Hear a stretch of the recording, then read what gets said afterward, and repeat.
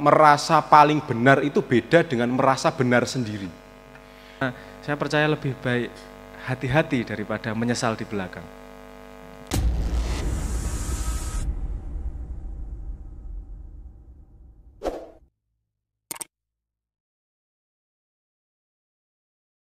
Siapa yang badhe urun pangandikan, mau bertanya atau mau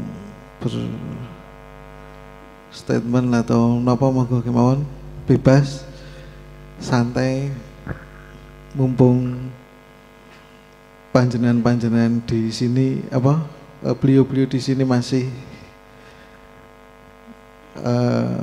derengan untuk sedaya menika. Ada yang mau bertanya? Cih, monggo Mbak dari jamaah putri langsung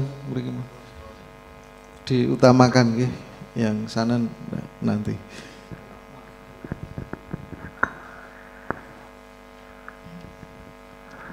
Ini saya mau tanya sama Gus Hafi terutama. Gini, latar belakangnya kan pondok pesantren ya. Nah ini pengen tanya banget, apakah kemanusiaan atau apa ya namanya, kemanusiaan lebih diutamakan daripada agama? Sedangkan ya gini, kalau orang organisasi apa ya, Islam itu kan banyak golongan, Nahdlatul Ulama, Muhammadiyah, ini. Nah, sebagai pengalaman Alfi sendiri, Alfi itu juga dari keluarga pondok pesantren. Nah, Alfi kaum Nahdiyin. Nah, itu dilarang menyentuh organisasi lain seperti Muhammadiyah. Alfi dikatakan bahwa Alfi itu enggak abang juga enggak ireng. Kayak gitu. Jadi kalau orang sudah merasa paling benar, apakah kemanusiaan atau toleransi itu akan dilaksanakan gitu? Itu pertanyaannya. Mohon dijawab. Terima kasih. Oh, ya. Perkenalkan, nama saya Alfiah. Saya berada di panti asuhan yang sebelah, Fatimah Hazara. Saya kelas 12 MIPA di SMA Muhammadiyah Borobudur. Ya, terima kasih Mbak Alfi. Selanjutnya monggo Mas Bayu, monggo. Kan? Nih, di situ nggak apa-apa cowok. Enggak, perkenalan mau aja. Nama saya Bayu. Saya pengen tanya sama Mas Abrang berkaitan dengan tema sensitif ini. Sekarang kan semuanya sudah pegang gadget berkaitan dengan sosial media, YouTube, Facebook dan sebagainya, itu membuat radar sensitif manusia itu dibuka tapi tidak terarah, tidak terkontrol gitu. Akibatnya seperti apa ya, sering marah-marah atau mengeluarkan pendapat dan statement itu tidak pas gitu kan. Nah itu apa alatnya untuk bisa kita ngerem atau untuk bisa apa ya, untuk bisa mengatur lah supaya radar sensitif ini enggak apa ya, enggak mbludak gitu loh. Nah, alatnya apa? Kalau sekarang itu kok nek misalnya alatnya agama seperti yang dikatakan Gus Hafi tadi, ya rada angel ya, misalnya nonton baliho yang gede itu njuk diistighfari iki wis rada angel lagi saiki. Nonton kepak sayap ngono njuk astagfirullah ngono iki kaya-kaya wis ra patek mandi. Yae ini. Mungkin itu saja berkaitan dengan sosial media yang membuat radar sensitif kita nggak terarah. Matur suwun. Terima kasih. Satu lagi mungkin, 3 dulu. Monggo gitu. Oh nggih, malah Pak Habib monggo. Mboten napa-napa Pak.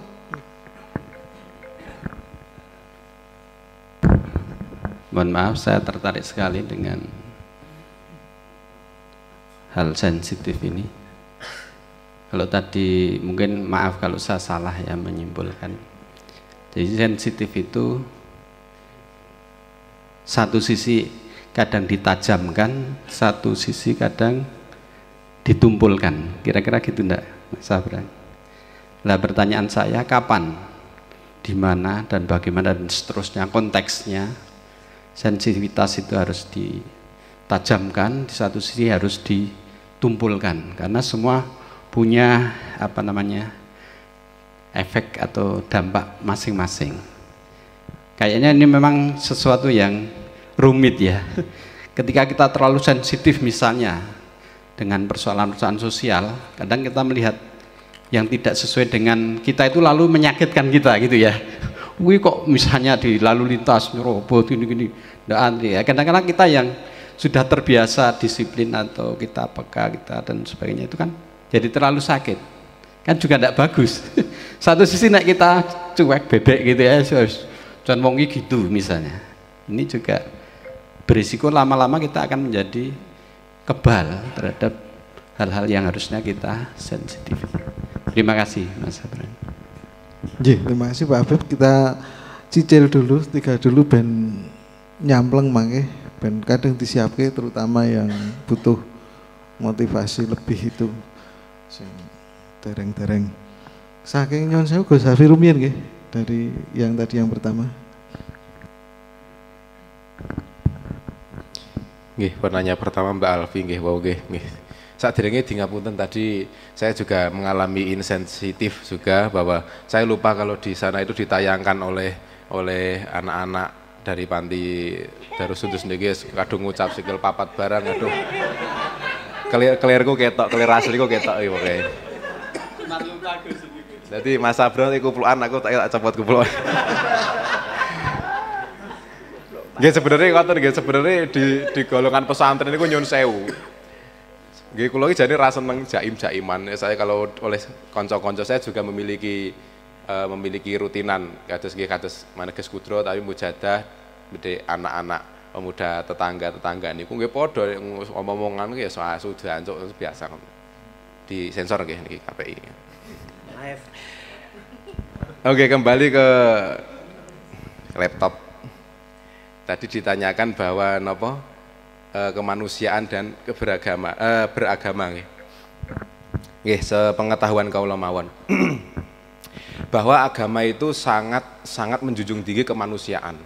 Sangat menjunjung tinggi kemanusiaan. Bahkan kalau kita lihat, misalnya kita lihat di kitab fikih saja itu yang paling jilid, paling tebal, bahkan berjilid-jilid itu urusan bab sesama manusia. Urusan apa? Urusan zakat, urusan muamalah, itu di muamalah ada jual beli, ada gadai, ada apa jenis hukum pidana, perdata, transaksi, sewa menyewa, ijazah dan sebagainya.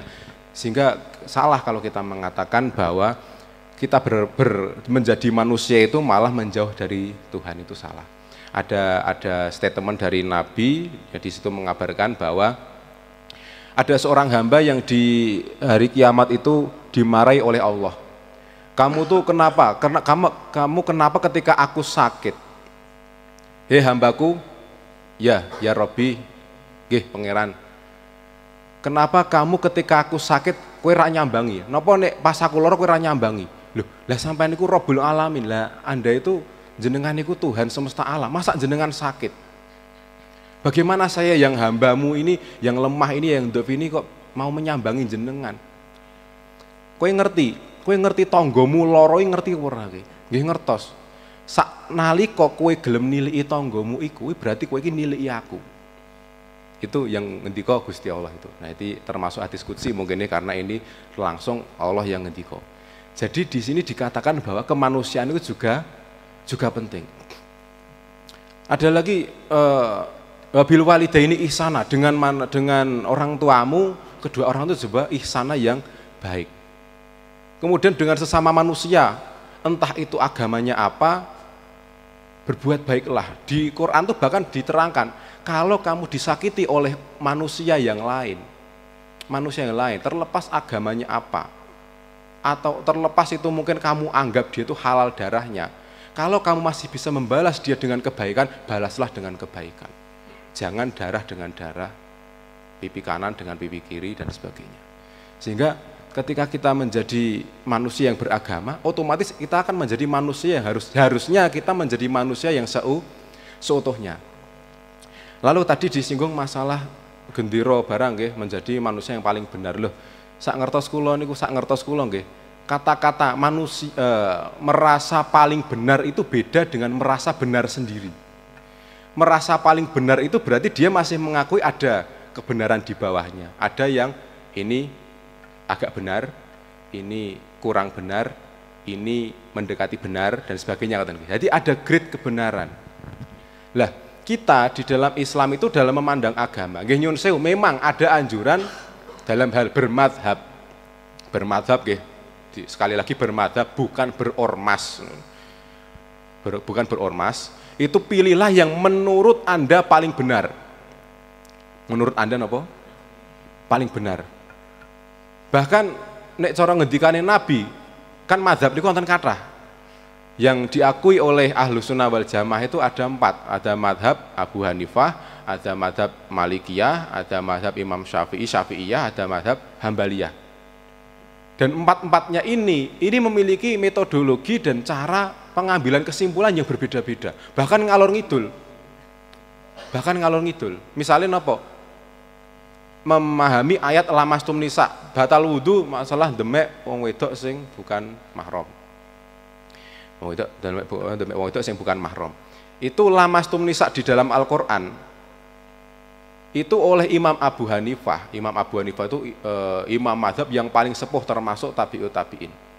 Itu dikatakan lamastum nisa iku maknane majasi Allah itu menghaluskan kata jima atau hubungan badan laki-laki dengan perempuan. Sementara Imam Syafi'i mengatakan tekstual wae, luwih ngati-ati daripada ide salah maknane iki majas apa ora, mending tekstual sentuhan. Jadi di mazhab Syafi'iyah jenengan wudu kemudian bersentuhan dengan perempuan yang bukan mahram. Bukan mahram itu siapa? Perempuan yang jenengan halal nikahi. Siapapun perempuan yang jenengan boleh nikahi, itu berarti bukan ibu, bukan saudara kandung lan sak piturute ngoten nggih. Maka dia itu akan batal wudu. Lah, kaya kelak beda to nggih. Lah, ini itu kita disuruh milih, jenengan milih mana yang pendapat menurut Anda paling benar dalam memahami Al-Qur'an. Terserah, jenengan mau milih Imam Abu Hanifah, Anda tetap dikatakan Anda orang benar. Anda milih Syafi'iyah, Anda tetap dikatakan orang benar walaupun koyo-koyo ngalor wal ngidul. Bahkan Kanjeng Nabi memberi term lagi, memberi ancer-ancer lagi, golek sing paling gampang. Wah, iki lak madhabe kula jenengan niki. Golek sing paling gampang. Bae kula, mbahne kula dhewe sing tiang-tiang kados Mas Dian niku juga sangat idola, itu mengatakan ojo sregep-sregep ngibadah, ndak cepet mati. Cocok aku.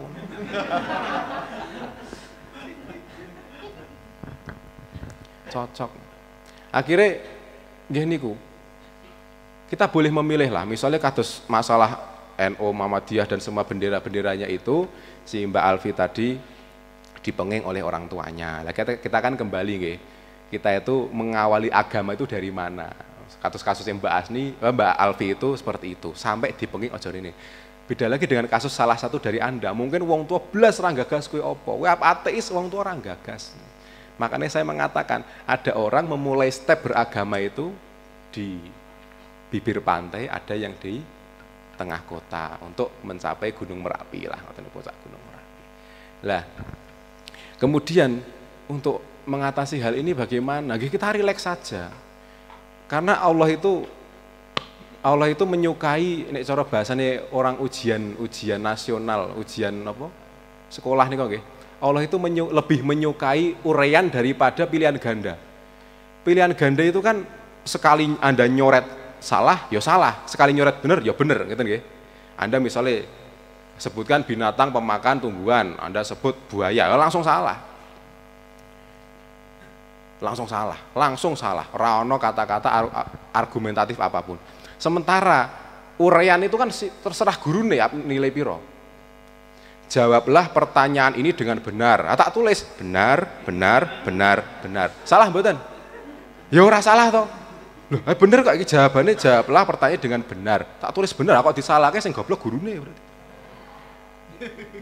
Kayak gue ditiru kayak kan. Wah, ini gara-gara aku kok esuk ujian ngono kabeh iki.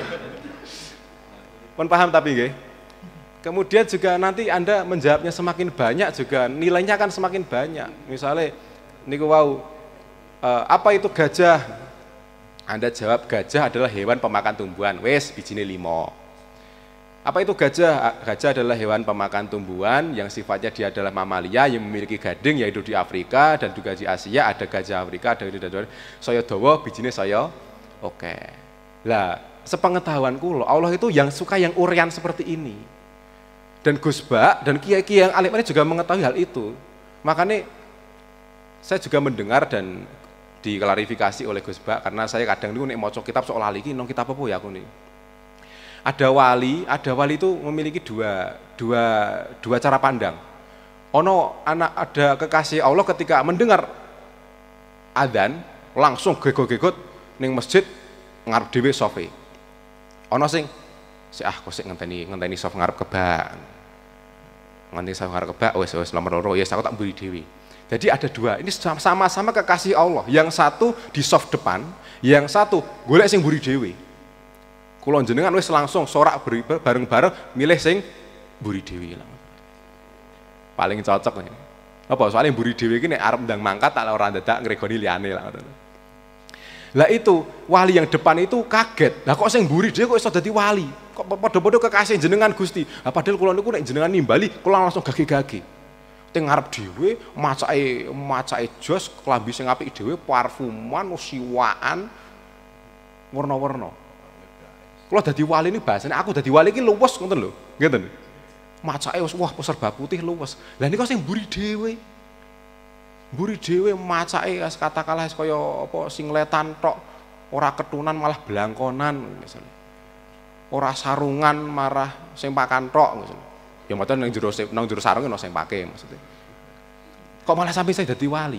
Ternyata apa kata Allah? Allah mengatakan, lah kowe iki tak dadekke kekasihku mergo kowe nek tak celuk langsung moro. Aku ya seneng ngono kuwi. Tapi kae tak dadekke kekasihku mergo kae iki aku ya seneng. Soalnya apa? Ndekne iki teko mburi dhewe, macake ngono mergo ndekne iki rumangsa reget. Ya Allah, kula niku reget, kula niku kathah dosane. Nek kula teng ngajeng kula isin kalih jenengan. Lah terus kula teng wingking mawon. Saya di belakang saja karena saya malu dengan Engkau ya Allah, Engkau kan Rabbul Alamin. Jadi sini ngarep ning mburi iki padha-padha munggah swarga, padha-padha kekasih Gusti Allah. Makanya kembali saya katakan bahwa Allah itu lebih suka soal yang sifatnya uraian daripada pilihan ganda. Makanya satu-satunya pilihan ganda atau katalah yang bisa kita bayangkan pilihan ganda ini Allah adalah yang paling pokok 1, 2, apa? 1. Yuk minu billah. Wes jenengan nek jawab pangeran ono loro wes langsung salah, ngoten nggih? Pangeran ono piro? 1, bener. Pangeran loro langsung salah. Tanpa meneh 3, tanpa meneh 4, 5. Nabi terakhir sapa? Nabi Muhammad. Jangan jawab Nabi ono terakhir Mirza Ghulam Ahmad terus sapa meneh? Musaddiq terus sapa meneh lah ngoten niku Dimas Kanjeng langsung salah coret pokoknya. Jadi ada beberapa hal yang memang jawabannya harus itu. Kitabmu apa? Ya wis Al-Qur'an tok. Kitab terakhir saka Kanjeng Nabi Al-Qur'an seperti zaman kuwi kitab suci terakhir di kuwi ora kena jawab liya-liyane, ora kena jawab Naruto One Piece ora kena. Pun paham nih niki.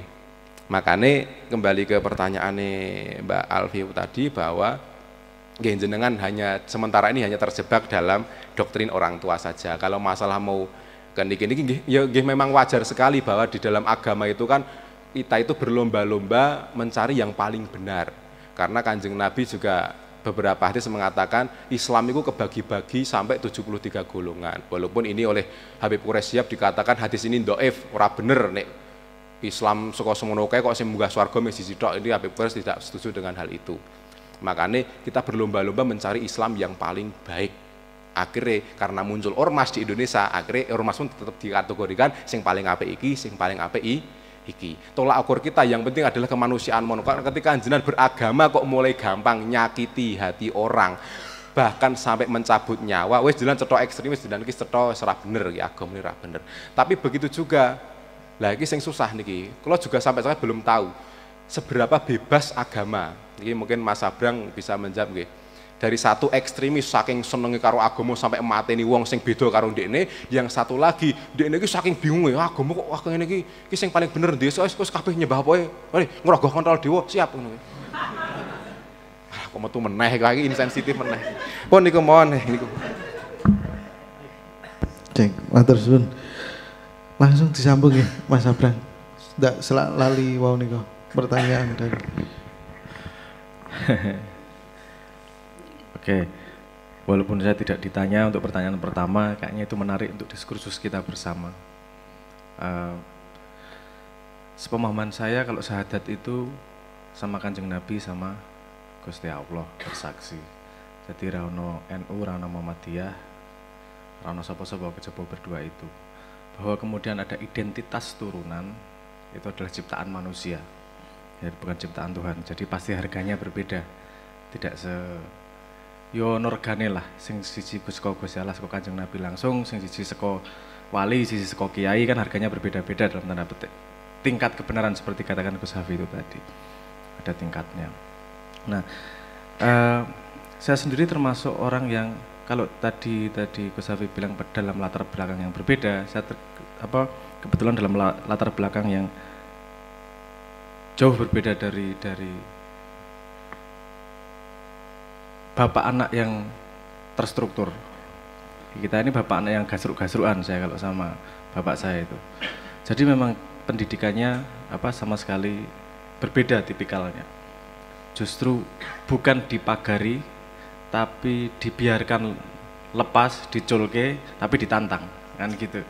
Nah mungkin ini orang tua juga yang paling tahu anaknya seperti apa. Jadi anaknya juga merespon itu. Dan ada sifat dasar bahwa semua manusia itu pasti punya kesalahan. Semua manusia itu pasti punya kesalahan. Termasuk bapak kita, termasuk ibu kita, termasuk mbah kita, dan seterusnya. Dan semua orang tua kita dan guru kita pasti punya keinginan bahwa murid dan anaknya lebih baik dari orang tuanya, betul atau enggak? Lebih baik dari orang tuanya, pengennya seperti itu. Tapi kadang-kadang orang tua itu selip. Selipnya kenapa? Karena memberi pagar sesuai maksimal orang tuanya. Itu bagus untuk di awal, tapi kadang itu juga bisa potensi menghambat anaknya nih loh, dalam tanda petik. Paham maksud saya ya? Jadi kalau mau ngelawan pagar orang tua, jangan karena nggak senang sama orang tua, jangan karena cuma pengen ngelawan, tapi karena benar-benar paham ilmu dan pemahaman orang tuanya, baru kemudian apakah kamu bisa men-challenge itu? Apakah kamu punya hipotesa lain terhadap apa yang dipahami oleh orang tua? Pasti itu nggak akan berlawanan 180 derajat, cuman area kecil-kecil aja tuh pasti. Dan justru regenerasi itu seperti itu. Karena misalnya gini, sehebat-hebatnya Imam Syafi'i, itu nggak ada ayat tentang Twitter, nggak ada petunjuk atau informasi soal bagaimana menghadapi Twitter, Facebook, hoax dan segala macam itu tadi. Jadi kenapa perlu pemikiran lebih regenerasi, lebih sensitif itu tadi? Karena zaman terus berkembang. Jadi metodologi juga harus terus berkembang menurut saya, menyesuaikan keadaan zaman. Nah, masalah manusia sama agama, ini saya juga nggak paham kenapa ini dibedakan. Ini mungkin datang dari asumsi bahwa orang yang ngomong manusia itu tahu manusia. Orang yang ngomong agama itu merasa tahu agama. Padahal sepemahaman saya, manusia itu lahir nggak tahu manusia. Dia itu siapa. Sehingga di agama itu disuruh manarafa nafsahu, siapa yang mengetahui dirimu, mengetahui dirimu itu. Karena kita tidak tahu manusia itu seperti apa. Kupingnya aja nggak bisa ngelihat sendiri. Apalagi dalam-dalamnya, emosinya, keburukan-keburukan dalam diri dan seterusnya. Karena ketidaktahuan, kadang-kadang kita selip menggunakan. Kan gitu. Kalau kita tidak tahu peso, sudah mainan pisau, itu ada potensi untuk mengiris diri sendiri. Betul enggak? Makanya dikasih guide yang namanya agama. Agar agama itu untuk menemukan fitri manusianya seperti apa. Untuk bisa jadi cermin, untuk bisa menjadi jalan menemukan manusia yang sejati seperti apa. Jadi itu tidak berlawan. Justru agama dan kemanusiaan itu dua hal yang berjalan, bukan beriringan, dia nggak bisa dipisahkan. Karena untuk cara metode paling cepat dalam tanda petik dan aman, cepat dan aman ya, bisa cepat mengandung resiko tinggi, bisa dan seterusnya. Tapi cara paling cepat dan aman itu adalah yang sudah di layout oleh agama, ini toh. Jajal ini. Nanti kamu sedikit-sedikit mengetahui dirimu dan kemudian menemukan kemanusiaanmu. Ini mungkin akan lebih panjang, tapi kalau mau teman-teman menggali lebih lanjut, ada yang namanya gini juga. Kalau diri sendiri aja nggak tahu manusia, kita nggak tahu full diri sendiri, bagaimana kita bisa membuat sebuah moralitas yang objektif? Kalau kita bareng-bareng ini gimana nih yang benar nih? Nah, moral anchor-nya di mana nih, moralitas objektifnya? Karena setiap yang keluar dari manusia itu adalah subjektivitasnya. Terus ketemu peraturan bersama yang kita pegang bersama dari mana nih? Nah, agama menyediakan itu. Agama menyediakan moralitas objektif. Yang agar kita semua bisa patuh padanya, kita pada sebuah tatanan yang saling bisa menumbuhkan satu sama lain. Nah, ini mungkin social engineering dalam agama belum banyak dibahas, padahal menurut saya itu luar biasa kontennya dalam agama itu tentang urusan bagaimana menata manusia agar manusia punya jalan yang lebih cepat untuk menemukan dirinya sendiri tapi tidak membahayakan regenerasinya. Itu social engineering yang luar biasa. Nah, ini kemudian masuk pada tentang sensitivitasan itu tadi. Mungkin saya akan memberikan background konsep dulu tentang manusia lagi nih. Kalau kita tidak tahu alat kita kan ya nanti salah-salah pegangnya. Otak itu seperti pisau. Jadi dia bisa buat motong, tapi juga dia bisa buat melukai dirimu sendiri. Kalau tidak tahu cara pegang, kalau tidak tahu otaknya gimana, tidak bisa kontrol otaknya, itu bisa nyakiti dirimu sendiri. Semua banyak penderitaan, hampir 80%, 90% penderitaan itu karena otakmu sendiri. Overthinking, malu dengan masa lalu, khawatir dengan masa depan, itu gak ada yang terjadi loh, itu otakmu sendiri. Kamu punya cem-ceman pacar, terus ini lagi ngapa kok gak bales WA aku ini. Wah, otakmu sendiri menyiksa luar biasa, nusuk-nusuk awakmu dewe, otak gue. Terus kemudian gini, otaknya ini bener-bener nusuk-nusuk diri sendiri karena tidak bisa kontrol, karena kita nggak belajar soal otak itu seperti apa. Nah, saya pengen versi simpelnya ini agar untuk kita waspada terhadap otak agar menggunakannya dengan tepat. Karena tadi bagaimana sensitif dengan benar, bagaimana menumpulkan di tempat yang benar kan gitu. Pertanyaannya salah satu lagi, bagaimana merespon tentang sosial media itu mungkin bisa disambung dengan pemahaman ini. Bahwa di otak itu ada dua mode yang selalu bekerja. Satu mode cepat, satu mode lambat. Mode cepat adalah mode asosiatif. Jadi gini, Anda kalau mandi sabunan apa dulu? Kepalanya, tangannya, kakinya? Apa dulu kalau mandi? Badan, anunya, ya monggo lah terserah wis jawabanmu apa. Tapi itu Anda pikir atau enggak? Enggak pikir ya. Wis kebiasaan, Anda kalau misalnya mau ke pasar naik motor itu kan enggak mikir kenceng juga ya, ngambil kunci, jalan beli odol ya siki. Itu cara berpikir cepat, asosiatif. Itu sangat berguna. Karena kalau kita pakai cara berpikir lambat, logis, itu kita nggak akan bisa melakukan apa-apa cepat. Milih sabun di di Indomaret, mereknya ono 10, tak riset siji-siji. Seminggu gue milih sabun tok. Sikat gigi, odol, baju, kenapa hari ini harus merah bukan kuning? Bundet gue. Kepanjangan, makanya mode cepat itu penting. Tapi kadang-kadang mode cepat ini membuat kita kepleset untuk kemudian memasukkan hal-hal yang sebenarnya nggak penting untuk kita pikirkan dalam-dalam. Misalnya ini tadi, ono baliho kepakan sayap, yo mangkel toh. Wis, tapi aja jeru-jeru. Ngopo tok pikir ke jeru-jeru? Karena pada fakta itu kamu tidak bisa melakukan apa-apa juga. Mengiso-miso toh. Asyu, kan misalnya gitu. Iki anjing-anjing syariah ini. Jadi ya, ini yang agak gue sini. Ini kalau itu dimasukin ke hati, mau dipikirkan bener-bener, yuk kan stres dewe. Itu sensitivitas yang terlalu sensitif, nggak usah dimasukin hati, nggak usah dimasukin ke sistem yang berpikir lambat itu tadi. Berpikir lambat itu berpikir logis, berpikir beneran, itu memang berat.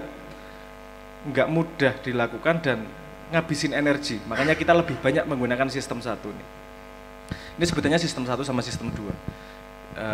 ini penulisnya memenangkan Nobel juga karena sistem ini tadi.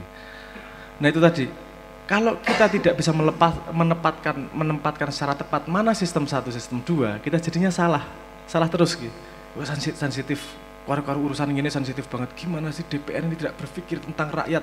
Wih ya so ngopo. Ada di DPR ya ora didit, arep genteni ora tidak, arep bengok-bengok ora dirungokke. Bukan berarti kita tidak peduli dengan itu. Kita tetap waspada dengan itu. Kita tetap merekod itu semua, jangan dimasukkan ke manah neng hati. Energi kita itu terbatas. Manusia itu modalnya yang sama itu namanya waktu. Nek modal ganteng kan beda. Yo ganteng dhek lah. Luwih nom ning Kyotaku. Tapi ora. Jari mbokku dhewe sing ngomong mbokku dhewe ngene liyane ra ono sing ngomong gitu. Gini, oke, paham maksud saya? Tekan gitu ngomong malan. Menggunakan apa namanya? Manusia itu modalnya yang sama, itu hanya waktu. Kalau modal ganteng beda, modal sugih beda, modal orang tua beda, modal ilmu beda, modal keluarga beda seperti yang beliau katakan. Tapi semua manusia di muka bumi modal waktunya sama, bener nggak? 24 jam gitu. Nah, orang yang bisa memanfaatkan 24 jam lebih efektif, dia akan lebih bisa produktif dalam hidupnya. Nah, jangan habiskan 24 jam itu untuk hal-hal yang memang tidak penting. Jadi kalau saya dulu ngomong ada 3 lingkar yang perlu diperhatikan. Misalnya kita naik motor nih, naik motor di jalan nih. Lihat ada 3 posisi penting. Satu yang nyetir, yang ngendarai motor, satu yang bonceng, satu motor sebelah tetangga. Ini posisi beda semua. Yang nyetir itu paling bisa ngontrol, paling bisa merubah kecepatan, paling bisa menentukan beloknya kemana dan seterusnya.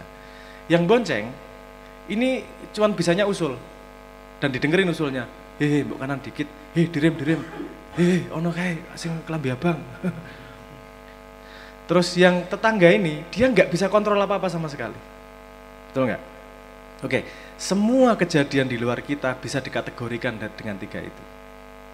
Nah urusan DPR nih Jakarta, itu yang di mana kamu? Yang di motor tetangga, kamu nggak bisa ngapa-ngapain juga. Kalau urusan mandi besok, belajar besok, itu kamu disetir atau di boncengan? Disetir toh, kamu benar-benar bisa melakukan toh. Itu loh coba lakukan. Energinya paling besar di situ, bahwa harus mengawasi sekitarnya iya, tapi energi paling besar harus pada yang bisa kamu setir, yang bisa kamu kontrol. Bayangkan, kamu bayangkan dirimu sendiri. Saya kasih 30 detik aja nggak usah panjang-panjang. Sebutkan 2 hal yang bisa membuat hidupmu lebih baik kalau kamu lakukan. Bisa nggak nyebut? Aku adus luwih sregep, aku sholat luwih sregep, aku tak sesuk ngambung ibuku ngomong sayang, dan seterusnya lah. Ada 2 hal aja nggak usah banyak-banyak. Itu aja loh dilakoni dhisik. Kalau itu sudah dilakukan, ambil 2 hal lagi, terus-terusan. Karena yang membuat perubahan besar adalah kelakuan-kelakuan kecil seperti itu. Paham maksud saya? Kalau Anda pengen sehat badannya, Anda ke gym 12 jam, sehat apa mati malah? Mati tuh. Tapi kalau Anda ke olahraga setengah jam sehari, terus menerus kecil-kecil, lama-lama jadi sehat. Nah ini tadi saya pengen meneruskan, bahwa tujuan itu penting, tapi untuk mencapai tujuan, itu disebut membangun sistem namanya. Kamu membangun kebiasaan kecil setiap hari yang lama-lama akan sampai sana. Orang mengimpi tok njuk piye iki, aku pengen lulus kuliah dengan kumlot misalnya, bendino ngimpi, aku tuh kumlot ki, optimis ki, ora bakal gawe ngendi-ngendi kuwi. Bikin sistem, aku harus belajar setengah jam segini dalam sehari, aku gini, oke, stick terus dilakukan sistemnya, nanti akan sampai sana sendiri. 1 kilometer semua dilalui dari langkah demi selangkah semuanya. Nah itu menggunakan 24 jam. Ini tadi bagaimana menghalangi kita agar tidak kemudian terlalu reaktif dan komen hal-hal yang enggak beres, posting sesuatu yang nanti kita sesali dan seterusnya ya. Coba kita review dulu, Anda lihat 1 tahun ke belakang itumu, statusmu. coba lihat statusmu 1 tahun yang lalu atau 2 tahun yang lalu. Kira-kira piye kamu menghakimi dirimu? Menyesal. Banyak yang ngomong lebay, aku ngene to, ngomong ngene to, dan seterusnya lah. Itu. Semua keputusan yang diambil ketika tidak stabil, terlalu bahagia, terlalu gembira, terlalu sedih, terlalu marah, semua pada keadaan itu semua keputusannya pasti punya potensi besar untuk disesali. Oke, itu satu trik ya. Jadi kita sesali ora ya ke belakangnya. Oke, trik nomor 2. Iki wis akan mengurangi 90% postinganmu kalau dua punya filter 2 ini. Yang kamu katakan ini jujur dari dirimu sendiri atau kamu cuma dengar-dengar? Katakan yang langsung dari dirimu. Wis akeh kuwi. Akeh sing ra iso di-tweet kuwi. Akeh sing ra iso di-posting kuwi. Oke. Cek. Sensitivitas dari mic-nya berkurang. Cek. Iki mau. Itu filter pertama. Ini nomor 2, ngomong sesuatu yang kamu benar-benar percayai dan kamu pahami. Wes kuwi wae. 2 itu kita akan sangat mengurangi betul-betul. Dan kalau kita pengen benar-benar nge-tweet, efeknya adalah kita cari tahu beneran. Dan kalau cari tahu beneran, tak jamin tweetmu berubah. Karena biasanya kita pengen ngomong itu, karena kita tidak tahu persis masalahnya seperti apa. Kalau kita tahu persis masalahnya seperti apa, nggak gampang ngomong sesuatu itu dengan mudah. 240 karakter sesuatu, karena semuanya itu kompleks sebenarnya. Kita kan ini bedanya opini sama kritik. Opini datang dari sistem yang cepat itu tadi. Kalau kritik datang dari sistem yang lambat ini tadi. Karena kamu tahu betul sebabnya, kamu tahu betul tujuannya, kamu tahu betul kekurangannya, kamu tahu betul halangannya, kamu tahu betul fasilitasnya, sehingga ngomong tepat. Ini jadinya kritik.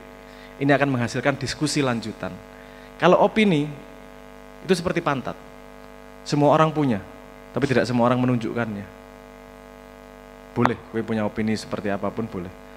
Tapi tidak harus kamu tunjukkan juga ke orang lain, kan gitu.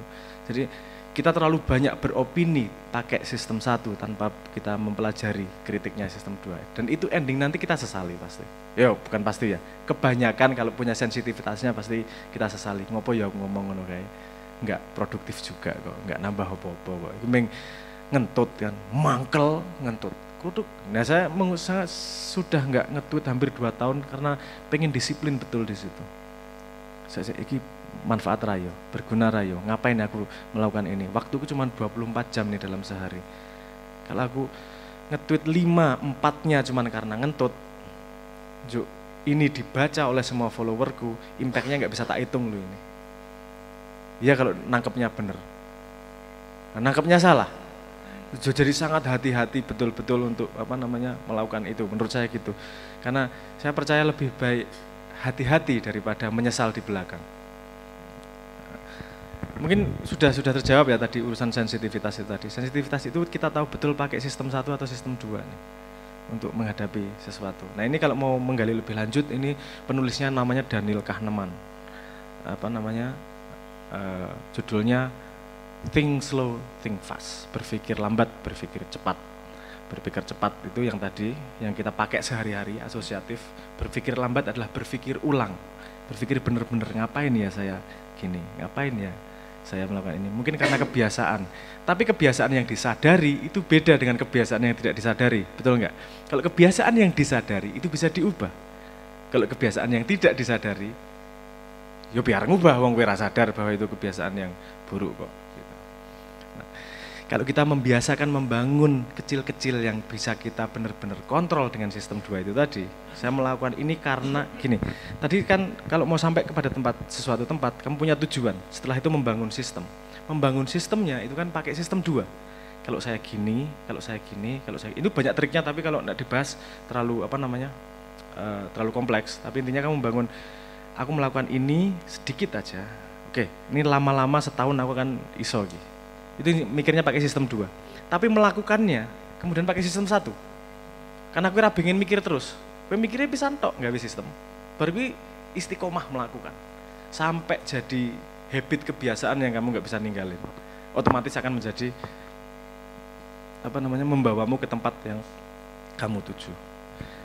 Geser sedikit gini aja, kalau dipanjangin 1 kilo, gesernya bisa jauh loh. Paham ya? Jadi betapa pentingnya yang namanya presisi, melakukan sesuatu yang benar itu. Coba kalau ada yang ngomong ngelihat kalkulator, kamu lakukan 0,1 aja, 10,1 dipangkat 365, kan 365 hari dalam 1 tahun, sama 0,99 dipangkat 365, hasilnya jauh banget. Bedanya hanya 0,1 itu. Jadi jangan remehkan kejadian kecil dari setiap hari. Bangun sistem setiap hari yang baik. Walaupun hanya setengah jam, wes. Tapi kalau kamu melakukan istiqomah, melakukan sistem itu akan sampai pada sebuah tempat yang kamu tidak bayangkan gimana sampai ke sana. Ntar sampai sendiri.